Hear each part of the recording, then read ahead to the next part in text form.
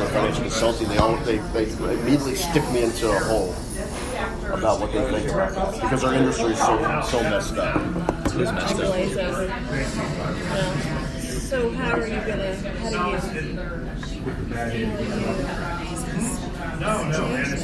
Well, that's why I'm working with people in Medici to hopefully change that.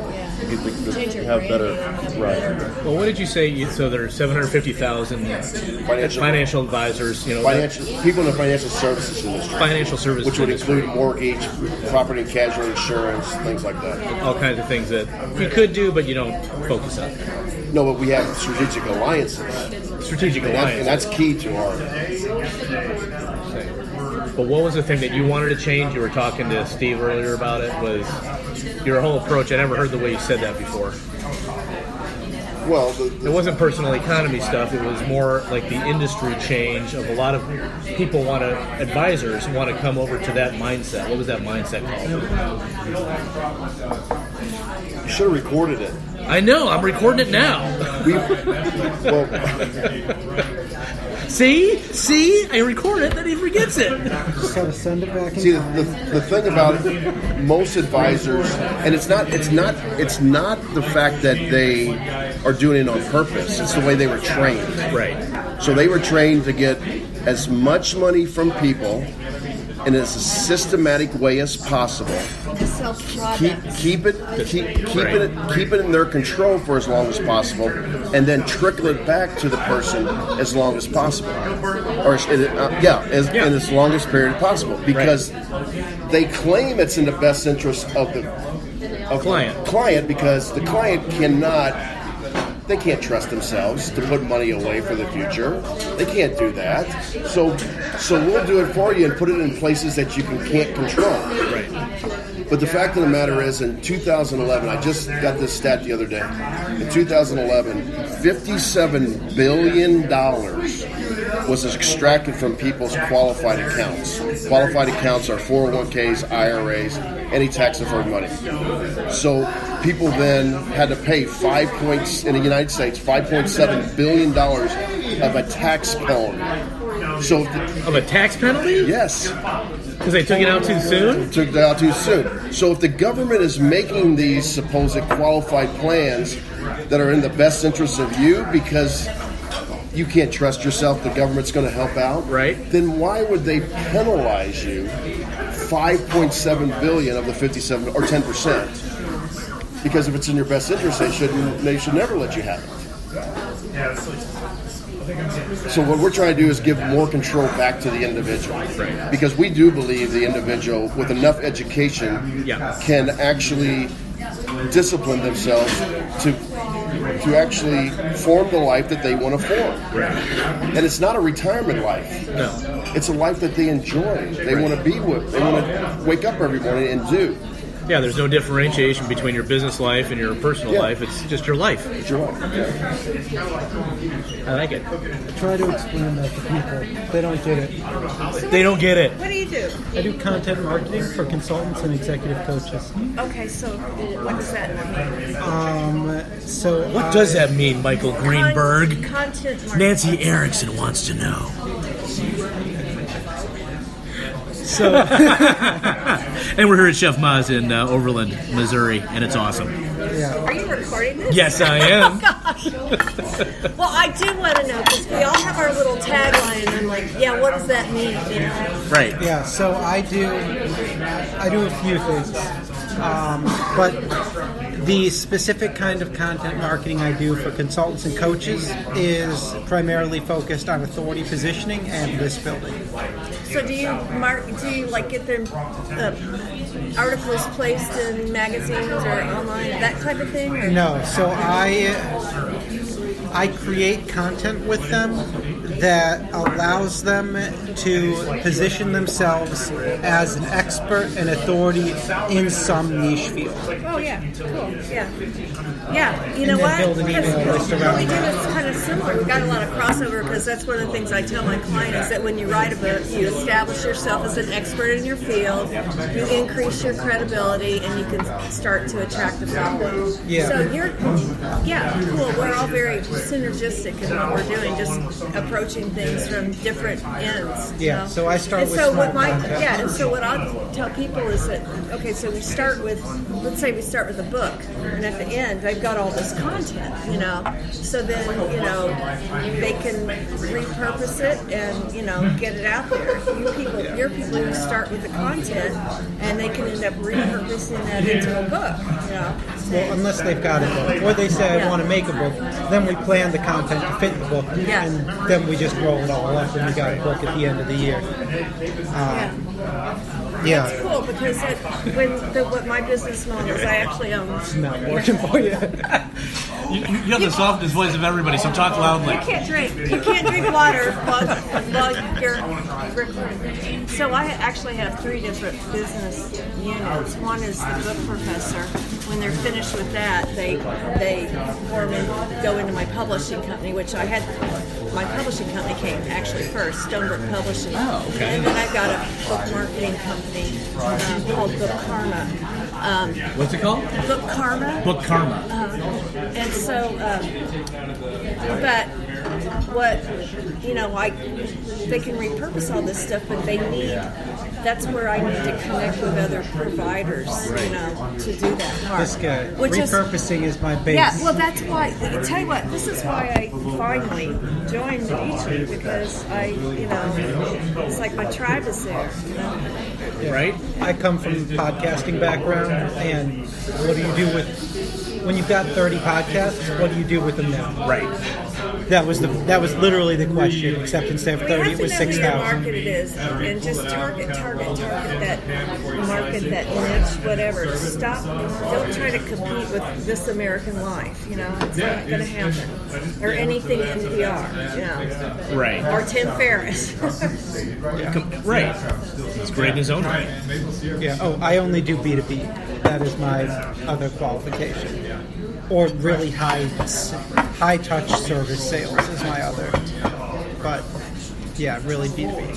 So I work with a lot of coaches and public speakers. Okay. Yeah. Interesting. What kinds of coaches? All across the board? They're usually business coaches. Some of them are life coaches. And what's yours? I do executive coaches primarily. Yeah, like Mike Kitco or something like that. Yeah, the higher end of business coaches works too, but Yeah. I specifically say that to avoid life coaches. Yeah. Because they just own the market I want Yeah, to work I don't with. have many life coaches, but I do have a lot of business coaches. Marketing consultants,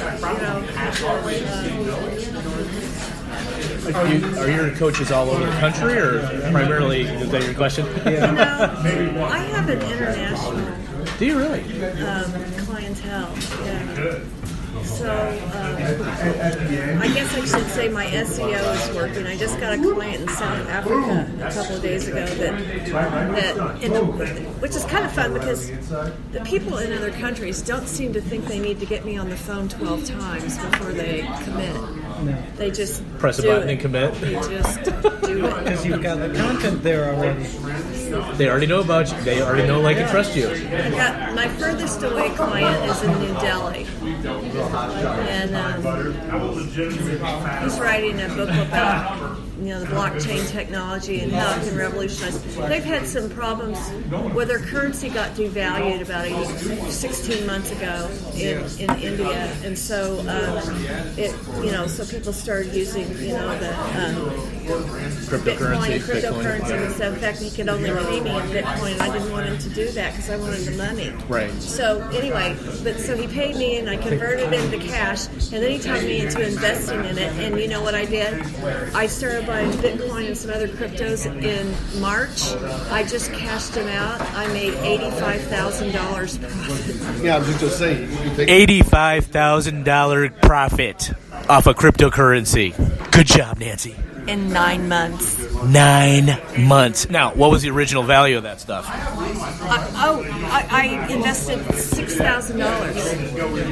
$6,000. That's almost what is that? That's a 160%. 160. No, two. Yeah, that's what I meant. 1,600%. Sean is the only one surprised by this. I'm not surprised by it, but Because And isn't allowed anymore because Well, it's the right. government's job to regulate currency. You're the first person I know in cryptocurrency that's actually cashed out. You cashed out? You didn't tell me this. Oh yeah, I cashed out. As soon as people who aren't sophisticated about risk models and investment enter a market like cryptocurrency, Michael Greenberg is running as far away in the opposite direction. So wait, are you following the lead of Mr. Kennedy Sr., who back in the day when the stock market crashed, he shorted the market because his shoe shine boy told him to? He said, "Oh, I got a hot stock tip for you." You know that story. No, I don't.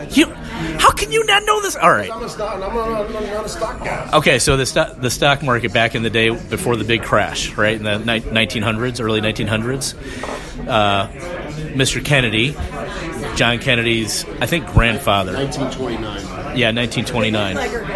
Yeah. So what he was a stock market guy, and he's getting his shoe shine over on Wall Street, and his shoe shine boy goes, "I got a hot stock tip for you." And he's like, "My shoe shine boy has a hot stock tip for me? Shining my shoes."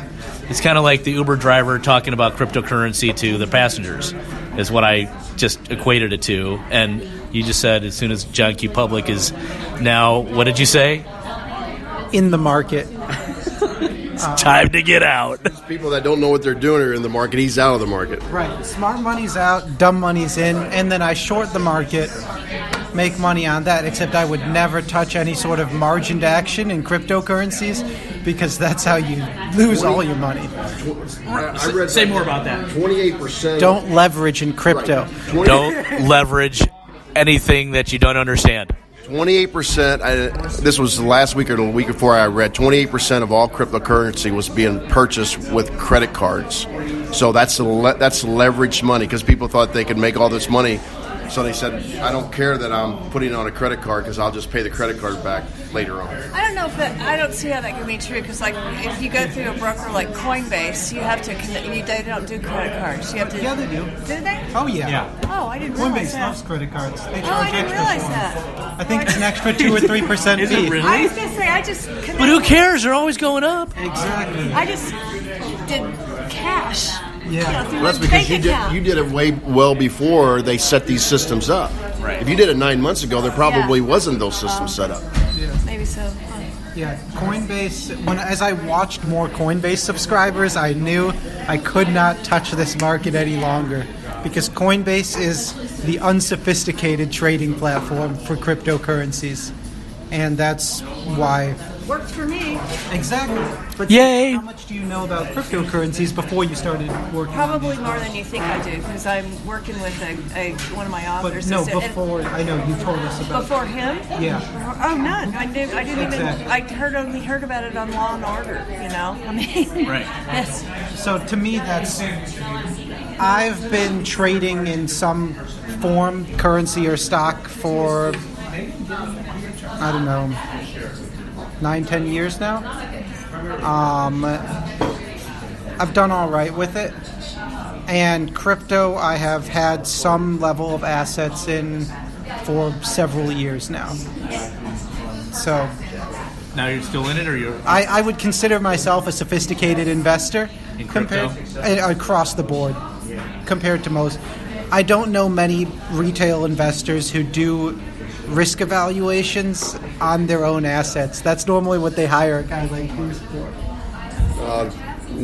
I have people like that, but it's not me. Yes. Yeah. I don't like to do that kind of stuff. Neither do I, but I know it's important.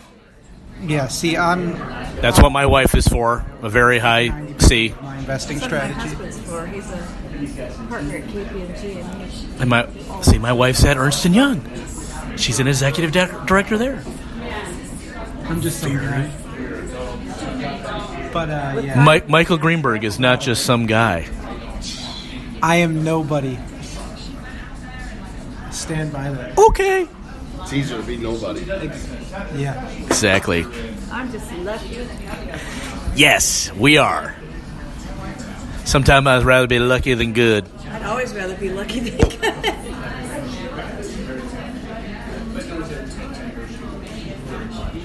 On that note, we're waiting for our food because we're hungry. And so for everyone out there, I'll give you my 2 cents on crypto. Or Buy it all. buy it all. No, just kidding. Do not. So, no, here's my true sense of it is I don't understand crypto. We have a pretty big policy that we don't invest in anything we don't really understand. But I think what I do understand about blockchain technology is, and here comes our soup and food, is it's a great medium for showing what it is. Sure. And, you know, it's great for tracking ownership. And I think it'll have a lot of other applications in the future, and that's what it is. Yeah. So we'll have another interview with in a less crowded space with Nancy Erickson because she knows a lot. It's not an no, that's a future interview. Oh. This is just a podcast that we're recording right now. Oh, we're doing a podcast? Yeah, right now. And she's smiling. She's almost blushing. So if you can't see it on podcast right now, she's got a big, bright smile. All right, Sean Brady, thanks for listening, and we'll see you on social media. I will. Thank you. So, thank you. It feels like hot and sour. And please help yourself to some of the vegetarian one too, because it's delicious. That's a little spicy.